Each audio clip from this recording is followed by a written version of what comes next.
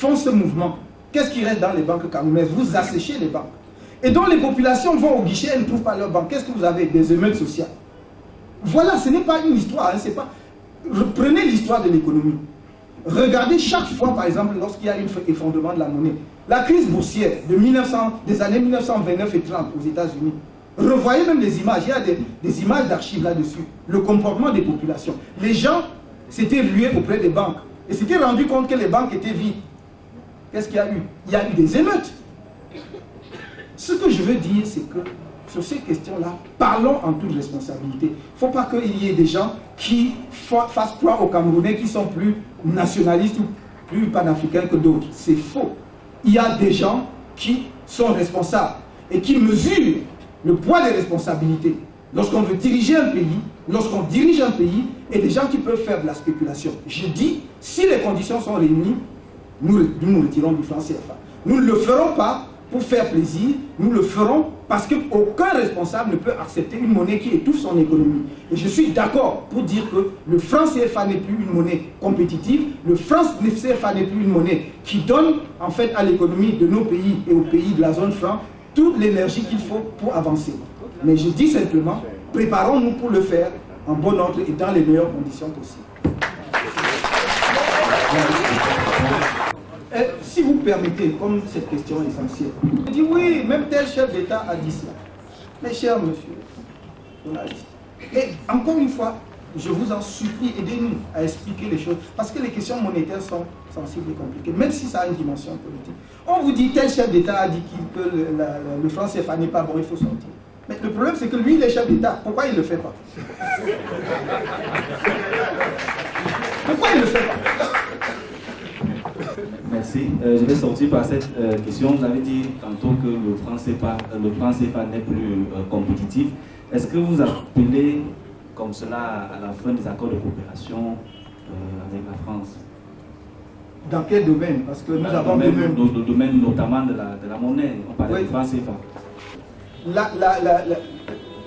Le cadre de la coopération monétaire ne lie pas uniquement le Cameroun à la France, c'est l'ensemble des pays de la zone franc au franc CFA. C'est pour cela, c'est même une dimension supplémentaire de complexification du problème. C'est-à-dire que si vous voulez vous retirer seul du franc CFA, il faut aussi voir les implications et sur les autres pays membres, comment ils vont réagir, comment ils vont se comporter, etc. Mais ça, ce n'est pas le problème le plus difficile, parce qu'on peut régler. Donc, quand vous dites, est-ce que j'appelle à la fin de la coopération monétaire avec la France, c'est pas le Cameroun seul.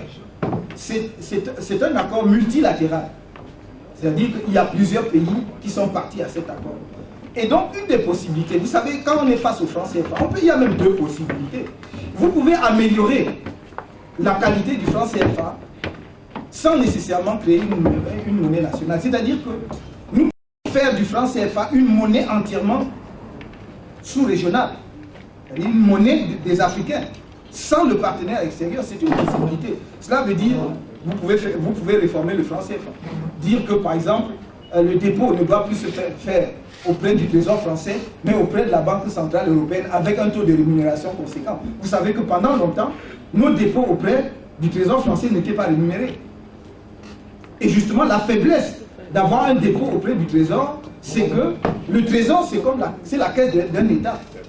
Donc, quand l'État veut prendre, il prend. Il ne distingue pas entre les francs qu'il prend, ceux qui sont du CFA, ceux qui appartiennent aux Africains ou pas. Il l'utilise comme son argent. Donc, de ce point de vue, cela n'est pas bon. Ça a pu se faire à l'époque parce que nos États étaient jeunes et qu'on voulait leur offrir des garanties pour couvrir leurs importations. Mais aujourd'hui, je crois qu'il faut revoir tout cela. De la même façon, on peut réformer en disant nous sommes assez mûrs pour gérer une monnaie régionale entre les 16 pays qui constituent la zone franc, sans avoir besoin de béquilles. Donc ça, c'est une possibilité de réforme aussi. Tout cela donc doit être regardé. Il faut avoir l'accord sous les yeux, et regarder les dispositions que prévoit l'accord. Vous savez qu'en droit, il ne faut pas parler en l'air, il faut avoir le texte. Et ensuite, voir les conditions de la cessation, si on doit aller à la cessation de l'accord de coopération. Parce que quand vous voulez sortir d'un accord, il y a des conditions de sortie. Il y a un coût de sortie. Il faut donc négocier cela et voir dans quelles conditions on peut le faire. Il faut donc avoir les textes et faire une concertation sur le régional. Nous nous permettons, nous allons immédiatement passer au dernier panel. Nous prions ces panélistes d'être assez brefs. Nous avons encore quelques minutes. Ce panel est intitulé La vie du MRC 3 ans après. Je m'appelle Aboudi Otou.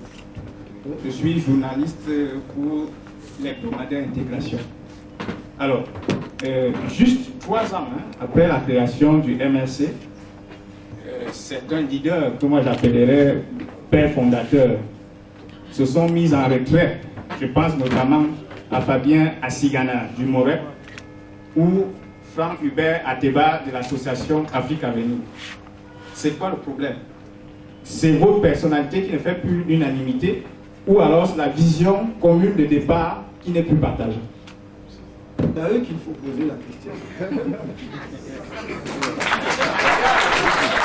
En tant que responsable du parti, vous ne pouvez pas me renvoyer vers eux parce que ça engage la vie de votre parti.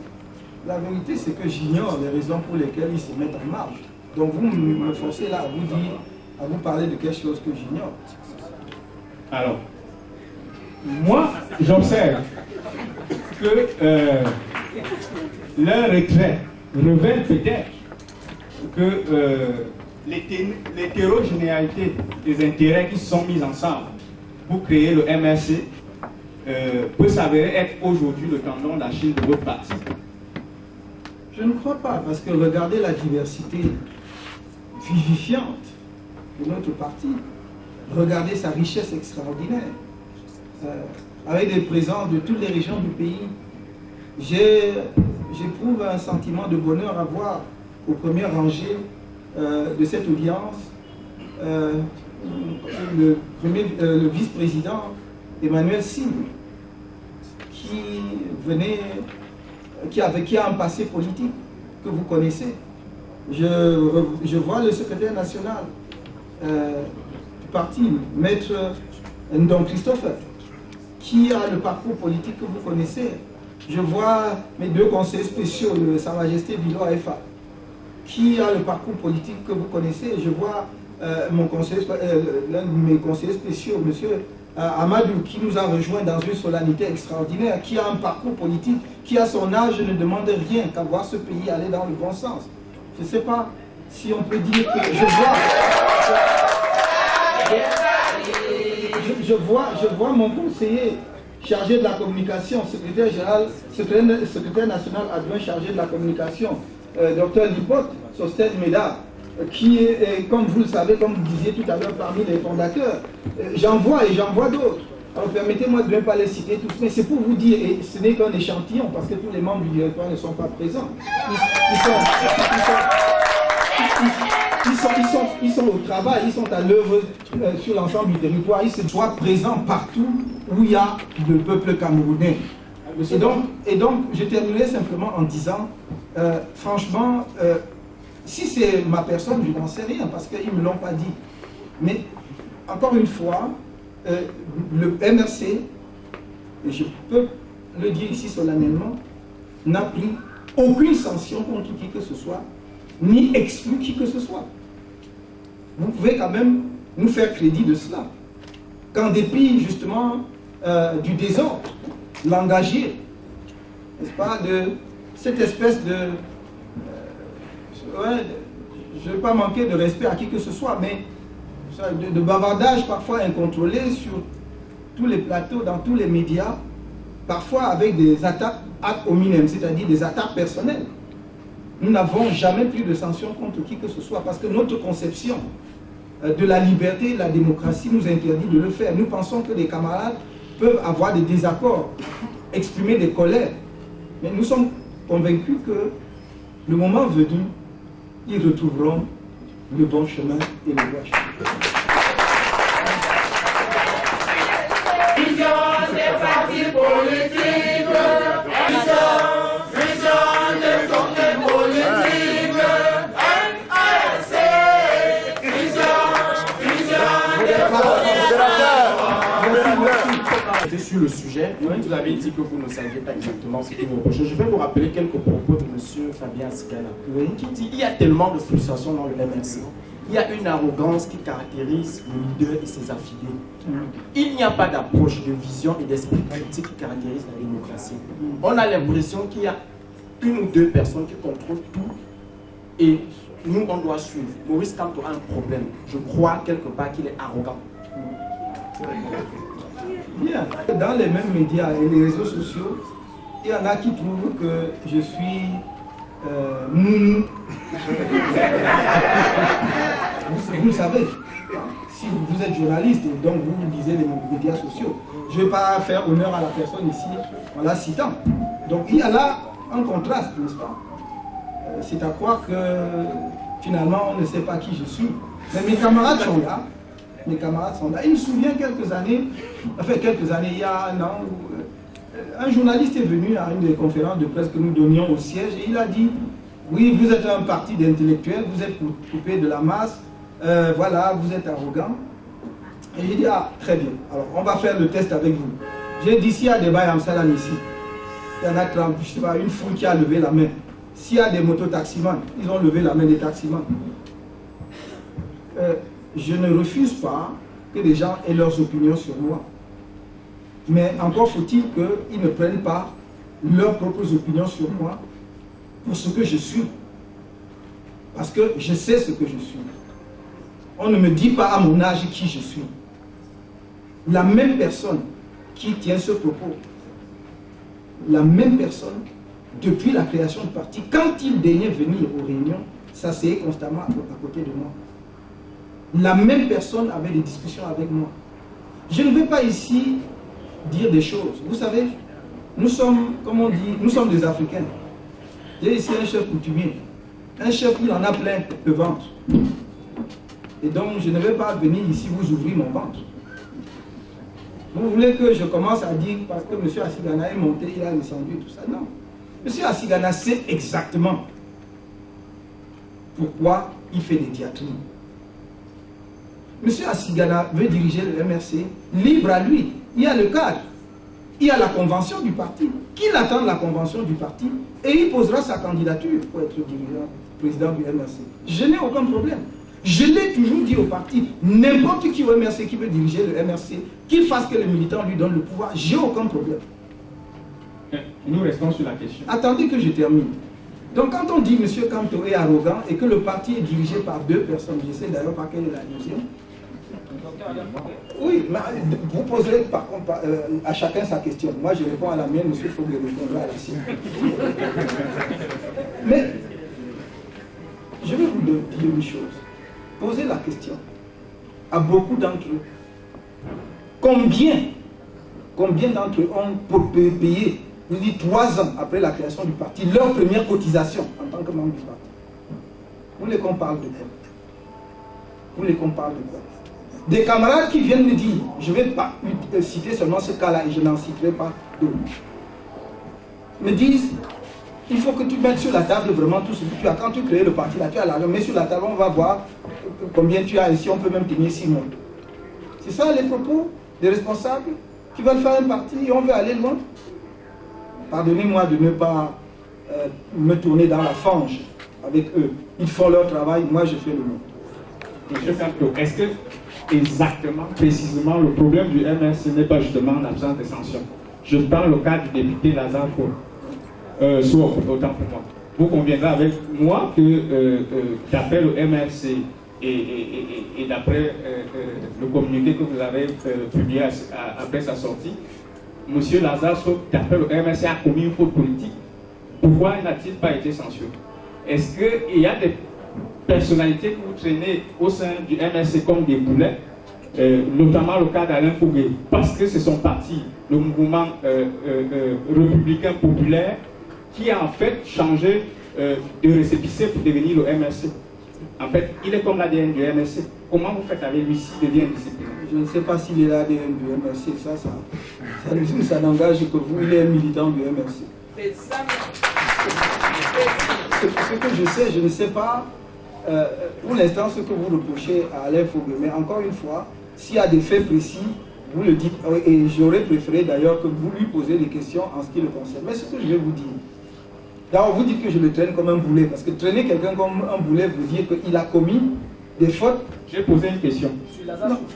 Non, je vais venir à Lazare Sobi, il n'y a pas de problème, monsieur. C'est parce qu'il a posé. Le problème aussi, c'est que dès lors que vous mélangez les questions, vous passez de Lazare Sobi, d'Assigana à Lazare Sobi, de Lazare Sobi. Si vous voulez, je prends d'abord Lazare Sobi. Commençons par. Vous me dites, il a commis une faute politique. J'ai dit à plusieurs reprises qu'il s'est exprimé d'une façon qui ne reflétait pas la position du parti. Et il s'est exprimé sans qu'il y ait concertation au sein du parti. Parce que nous considérons que lorsqu'on veut faire des allégations, que cela concerne des dirigeants camerounais ou des partenaires étrangers, il faut avoir des faits. Le problème, vous ne vous levez pas pour dire oui, je crois que c'est tel pays qui est à l'origine de ce qui se passe en Centrafrique ou à l'extrême. Non, il faut avoir un minimum de faits. C'est ce que nous lui avons demandé. Aviez-vous un minimum de faits? Il ne les avait pas. Et nous avons donc pensé qu'il était de notre devoir de faire justement la mise au point que nous avons fait. Mais est-ce nous sommes dans une organisation? Est-ce chaque fois qu'il y a un écart de langage que vous allez sanctionner? Si nous prenions la sanction, vous allez dire, voilà, le MRC c'est du stalinisme, ou alors se comporte comme ceux qui... Nous n'avons pas de 8-2 au MRC. Donc, nous pensons que lorsque les camarades ont fait des choses qui ne sont pas correctes, et que l'on peut rattraper, on les rattrape. Quand vous me dites qu'il n'y a pas de sanction au MRC, ça n'est pas vrai. On a sanctionné, par exemple, à l'ouest, la région, les camarades de la région de l'ouest ont sanctionné des camarades qui, à l'issue des élections couplées, se sont, comment dirais-je, mis en porte-à-faux avec les directives du parti. Et jusqu'à présent, d'ailleurs, ces camarades-là se plaident encore pour qu'on les réintègre. N'est-ce pas? Quelqu'un qui était, d'ailleurs, la tête de liste de notre parti à Bafoussam pour les législatives, et des gens qui sont des conseillers municipaux ont été sanctionnés. Il y en a qui ont été sanctionnés à Douala. Donc quand vous me dites qu'on ne sanctionne pas... C'est vous qui avez dit. J'ai repris vos propos. J'ai dit qu'on n'exclut personne. L'exclusion est une chose, la sanction en est une autre. Croyez-vous que chaque fois que sanctionner, ça sera exclu? Non. Je ne comprends pas que vous puissiez mélanger les deux. Sanctionner ne veut pas dire exclure. Sanctionner veut dire, par exemple, on vous suspend. On peut vous suspendre pendant 6 mois, on peut vous suspendre pendant 1 an. Mais ça ne veut pas dire que vous êtes exclu du parti. Nous sommes là pour rassembler nos camarades. Personne ne peut dire qu'il est toujours en phase à chaque heure peut-être avec les règles du parti. Et nous pensons que c'est notre devoir en tant que premier responsable du parti de veiller à ce que les gens viennent ensemble. Mais lorsque effectivement il y a des écarts manifestes et judiciaires, le parti, nous prenons les sanctions conformément à nos textes internes. Voilà ce que je peux vous dire. Donc là, M. Lazare, il n'y a pas de problème. On lui a dit, lorsque vous voulez, on ne veut pas brider sa liberté, mais on dit simplement, faites attention, lorsque vous exprimez, soyez sûr que vous avez des éléments. Car c'est avec ça que l'on fait front. Vous dites, nous pensons que tel événement, c'est tel pays qui est derrière. Nous disons, bon, est-ce que vous avez des éléments que vous n'avez pas? Vous voulez, est-ce que nous-mêmes nous sommes sérieux si nous taisons? Non. Contrairement à ce qu'on a dit, ce n'était pas parce que c'était le pays X ou Y. Ça aurait été, je ne sais pas moi, Vanuatu ou n'importe quel pays, on aurait dit la même chose. Ça aurait été la Centrafrique, on aurait dit...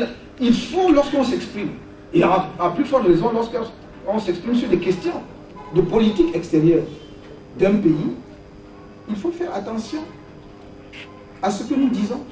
Il faut s'assurer qu'on a des éléments. Et c'est tout ce que nous avons dit. Ceux qui, en permanence, veulent opposer les militants entre eux, parce qu'on veut absolument que le MRC se casse.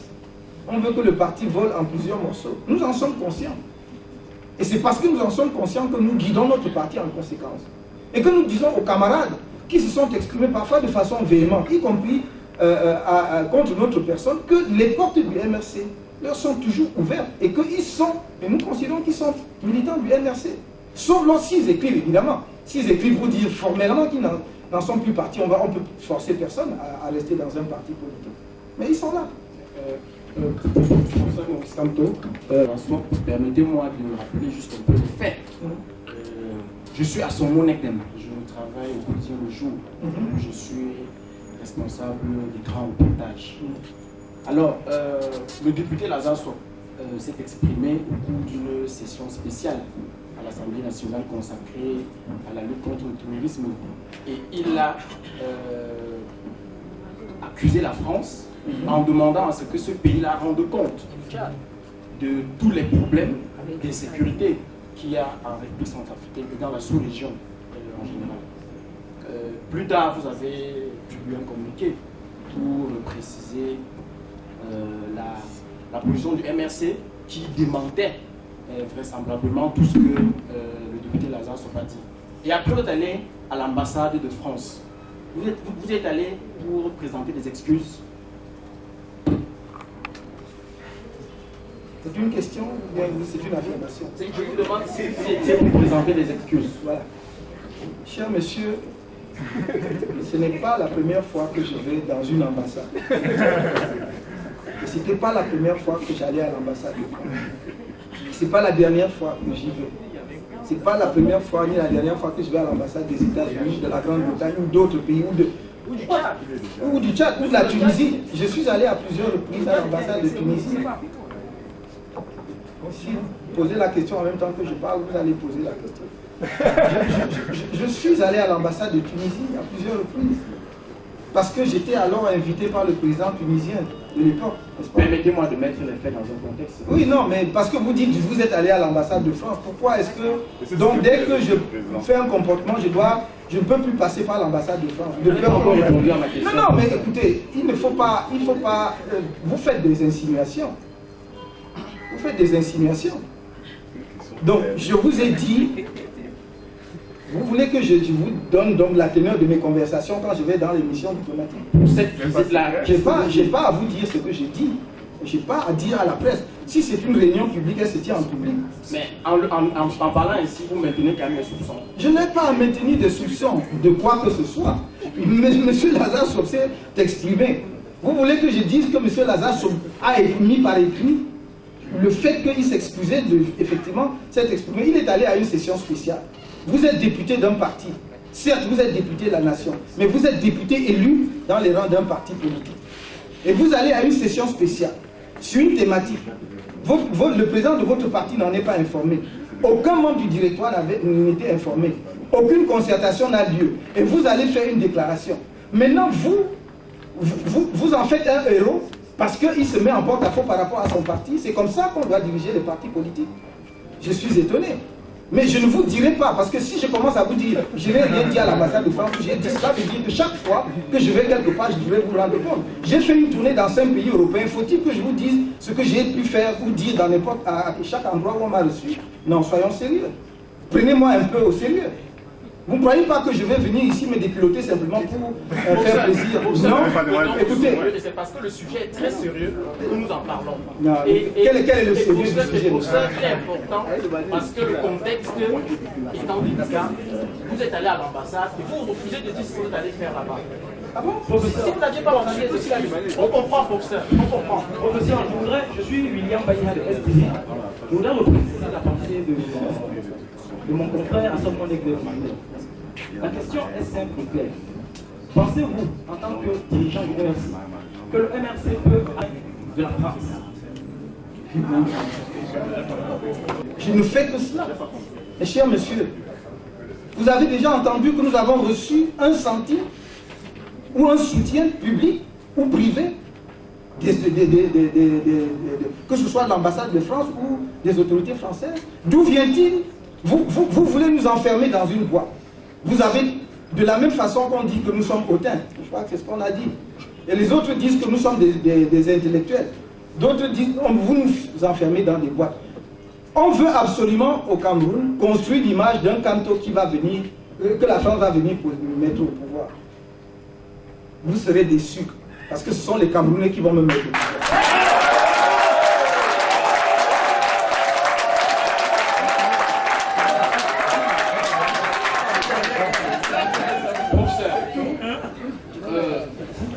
Vous savez mieux que moi la réelle politique.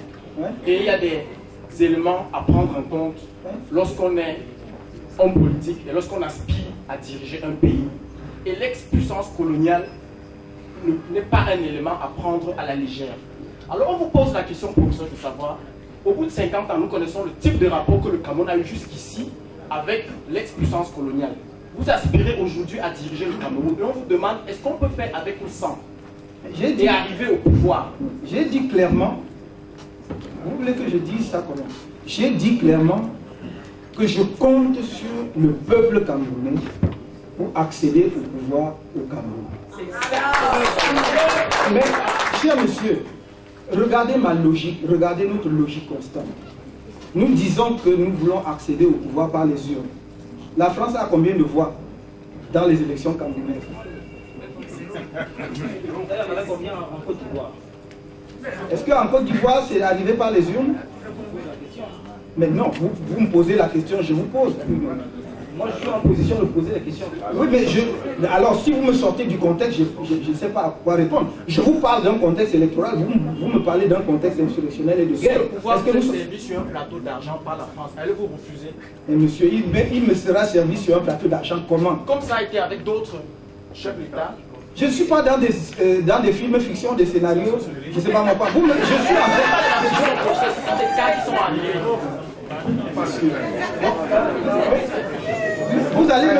Vous allez me demander si on me propose un voyage sur Mars, est-ce que je vais refuser? Non. Alors, donc, je suis en train de vous dire ceci. Pourquoi vous vous faites, comment dirais-je, sourd à ce que je dis? J'ai dit que le MRC compte, j'ajoute, et ne compte que sur le peuple camerounais pour accéder au pouvoir. Parce que le MRC a choisi d'accéder au pouvoir par les urnes. Et que ce sont les Camerounais qui votent et non pas les puissances étrangères.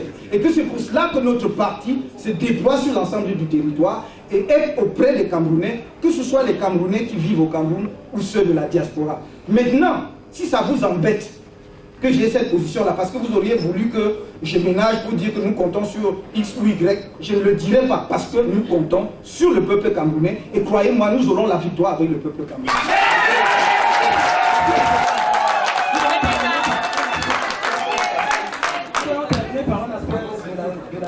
Mais en vous interrogeant sur votre engagement à encadrer la jeunesse en politique, nous avons eu le cas du candidat MRC à Monatélé, à la commune de Monatélé, qui a eu 41% au bout du processus électoral et qui a eu comme principale récompense du parti une convocation au commissariat de police.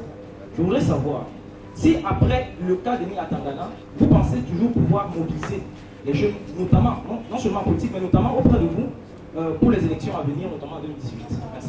La question est une prise de position. C'est une prise de position, vous comprenez? C'est une prise de position, vous assumez. C'est à vous d'en sortir. Non, je ne m'en sors pas, je n'ai pas à m'en sortir. Vous croyez que je suis empêtré dans quelque chose? Je dis, vous exprimez une prise de position, vous ne posez pas une question. Parce que si vous vouliez poser une question et avoir des clarifications pour vous et pour l'opinion, vous auriez pu me demander qu'en est-il du cas de Denis Atangana. Mais vous dites, M. Terry Atangana a eu 40% et pour seule récompense. Vous comprenez? Voyez? Pour seule récompense. Monsieur, si vous posez les questions et vous faites des réponses, alors je n'ai plus rien à dire.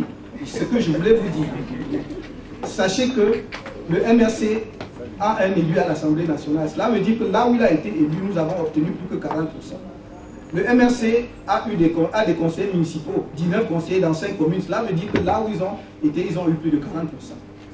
Donc il ne faut pas qu'on singularise M. Denis Atangana comme s'il avait, comment dirais-je, fait quelque chose d'unique au sein du parti.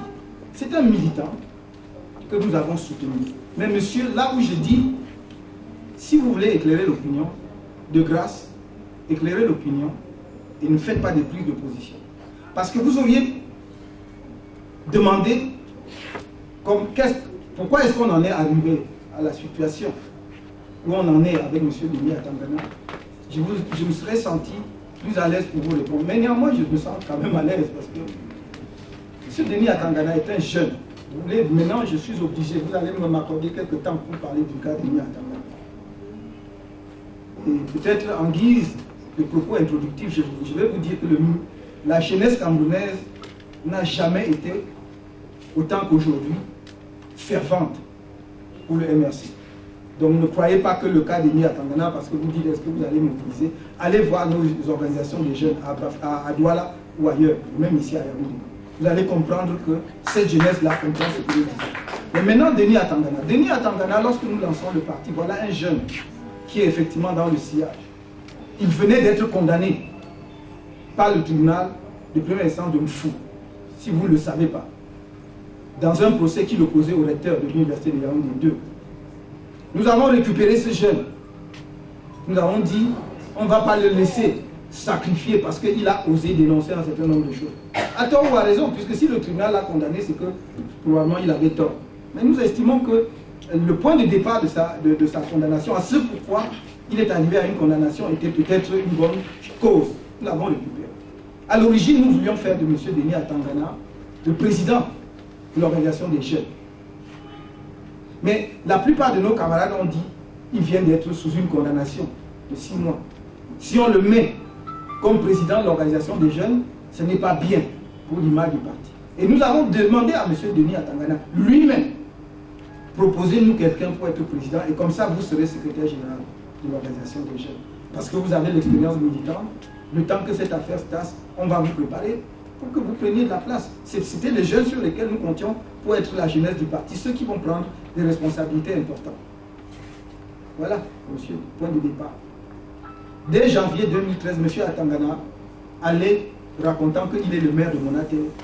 Je lui ai fait dire, nous n'avons même pas encore...